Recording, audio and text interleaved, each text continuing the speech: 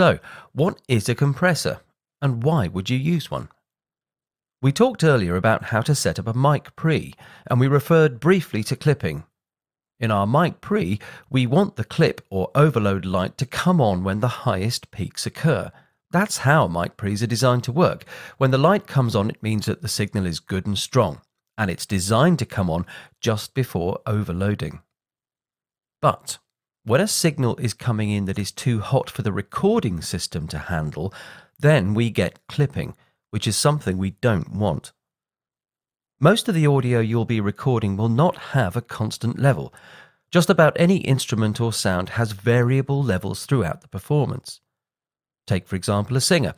A song depends on the meaning and emotion involved, and this means that a good singer will use varying volume levels to get these things across. Quiet notes are more introspective and thoughtful, and loud ones add excitement and bring the message home. Same with guitar, piano, you name it. Now, we don't want to kill the dynamic nature that adds such colour and meaning, but we do need to control those loud bits so that they don't clip and distort our recording. A compressor is a clever device that works by reacting only when a sound reaches a certain volume level. Once it reaches this level or threshold, the compressor will act only on the sound that goes above that threshold. Anything below is unaffected. We can also determine how quickly we want it to do this, by how much, and so on. Compression can also add more punch and density to a signal if it's used carefully, and certain makes and models have become famous thanks to the sound they produce, just like mic pre's. So how do we adjust a compressor to do what we want it to do? Generally, all compressors will have the following controls, which we'll demonstrate using a drum track and the SSL-G bus compressor. First up is threshold. Now this sets the point at which the gain reduction begins. In other words, how loud the signal has to be before the compressor starts to work. When the input signal gets above the threshold point, the compressor reduces the volume of that higher signal. Below that threshold, the compressor is essentially inactive and basically sits there doing nothing. Let's have a look and listen to what happens when you adjust the threshold. Notice that the higher threshold only affects those loudest peaks. And when we lower the threshold, obviously more of the sound is affected.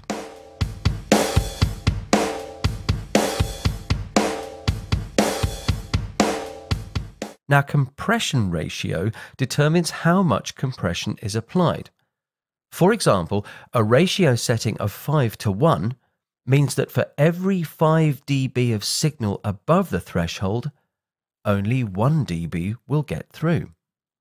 8:1 means for every 8 dB above the threshold, only 1 dB gets through, and so on. Some compressors have a variable ratio control, and others have prefixed ratio settings, which you select either by push button or a click dial. A ratio of 10:1 and above is moving into what is known as limiting, as the sound would have to go 10 dB over the threshold to let only 1 dB out. Compressors can be set to extreme levels to literally cut the top off the sound, but it's best to keep the compressor handling compression.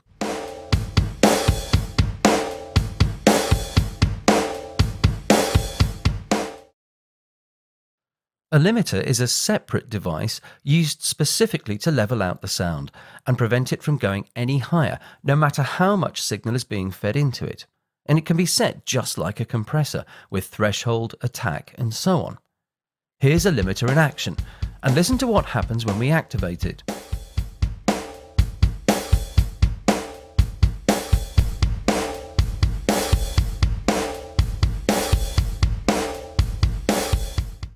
Very strong use of a limiter is called brick wall limiting, as it's just like the sound hitting a brick wall.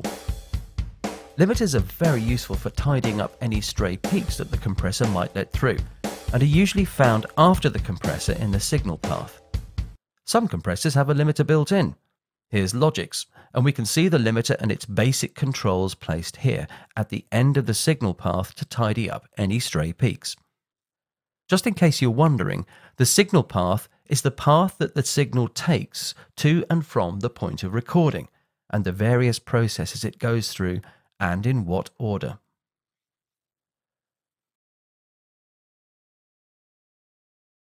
Attack time determines how fast the compressor reacts to the incoming signal. In other words, you can ask the compressor to work pretty much straight away, or you can set it to only start working after a few milliseconds. Now, a fast attack time helps to prevent overload on sounds with high transients. Too slow, and it lets these peaks through, causing clipping and distortion. However, having a slower time can be useful. Let's take a bass guitar, for example, played with a plectrum. Now, the initial sound of the plectrum hitting the string is followed by the string resonating with a big fat bass note. If we set our attack time fast, it will kick in immediately and compress the plectrum sound as well as the following resonant note. Set the attack time to slow to begin compression after a few milliseconds, and the plectrum sound, the striking sound of the plastic plucking the string, is left intact, with only the following bass note being compressed and controlled.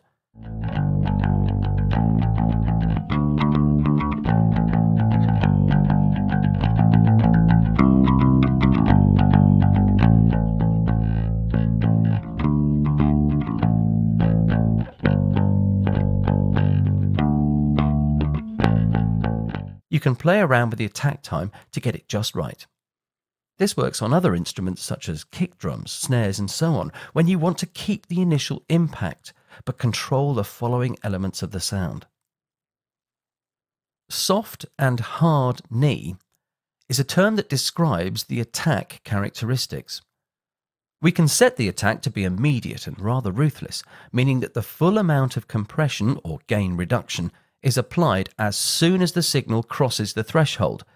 This is not surprisingly called hard knee compression, and it's visually represented here. And yes, it looks like a knee, and that's how it got its name. If we adjust the ratio to be more severe with our hard knee setting, right up to 10:1, we can see and hear what is happening to those transients as soon as the threshold is reached. There's a very obvious point at which the compressor kicks in. But not all signals suit such a heavy-handed approach. There are plenty of times when we want our dynamic control to be working away in the background and not really be too apparent, in order to keep a more natural feel to suit the music or audio. For this, we can use a soft knee setting. Here we can see the threshold is no longer a defined point. See the curve from no compression to full compression? This means the compression ratio is gradually increased, and some compression is actually applied before reaching the threshold. This means the move from uncompressed to fully compressed is much smoother and ends up sounding much more natural.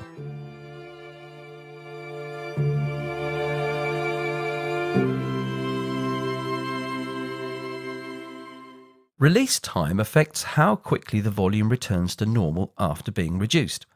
If this is set too fast, the volume quickly swings up and down, and sounds rather unnatural depending on the material it's actually being used on. Here's an example.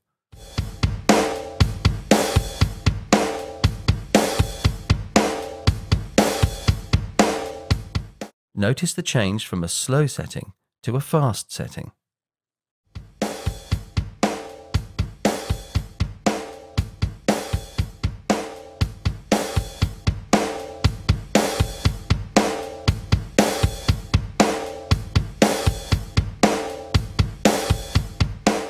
Setting this to a second or so lets the tail of the audio come through, allowing a more natural sound. Finally, we come to gain makeup. Using this lets you boost the level of the affected signal. We are, after all, reducing the gain of the loud peaks or transients, so it stands to reason that the general volume will become not only more uniform, but also reduced in overall level. This control allows you to bring the now compressed signal back up. Some compressors, like the SSL channel compressor, have an auto gain makeup function. This means the compressor compensates for the reduction in gain thanks to the lower threshold by boosting the signal after compression automatically. However, most compressors give you an output pot for this very purpose, so you have to do this bit yourself. Let's see and hear this in action. Here we compress the sound, which makes the loudest overall sound coming out of the compressor lower as a result. We can see this on the meter here. By using gain makeup, we can bring the new, more controlled overall level back up to a useful volume, but still with nicely controlled transients.